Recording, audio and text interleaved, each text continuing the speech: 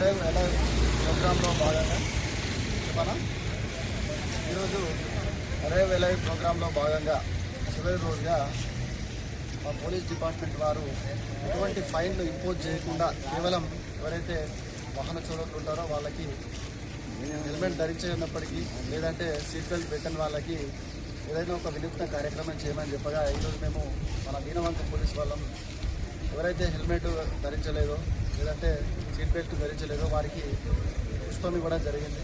అదేవిధంగా ఎవరైతే రూల్స్ పాటించి హెల్మెట్ కానీ లేదంటే సీట్ బెల్ట్ కానీ ప్రాపర్గా ఎవరైతే పెట్టుకున్నారో వాళ్ళకి ఫ్రూట్ మరియు ఒక ఫ్లవర్ తర్వాత ఒక వాటర్ బాటిల్ కూడా అందించడం జరిగింది.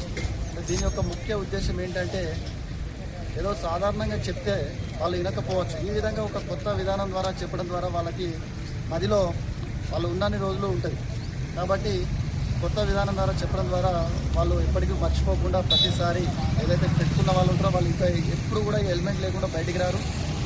అదేవిధంగా ఈరోజు మేము ఎవరికైతే ఫైన్ వేయకుండా ఫ్లవర్స్ ఇచ్చామో వాళ్ళు తప్పకుండా ఎప్పుడు వచ్చినా బయటకు వచ్చినా కానీ వాళ్ళు తప్పకుండా హెల్మెట్ ధరించడం కానీ లేదంటే సీట్ బెల్ట్ ధరించడం కానీ చేస్తారు.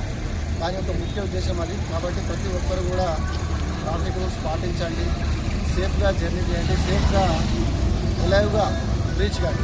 అది దీని యొక్క ముఖ్య ఉద్దేశం. దీంట్లో భాగస్వాములైనటువంటి మా యొక్క పోలీస్ సిబ్బందికి అదేవిధంగా మీడియా మిత్రులందరికీ కూడా ధన్యవాదాలు తెలుపుతున్నాను.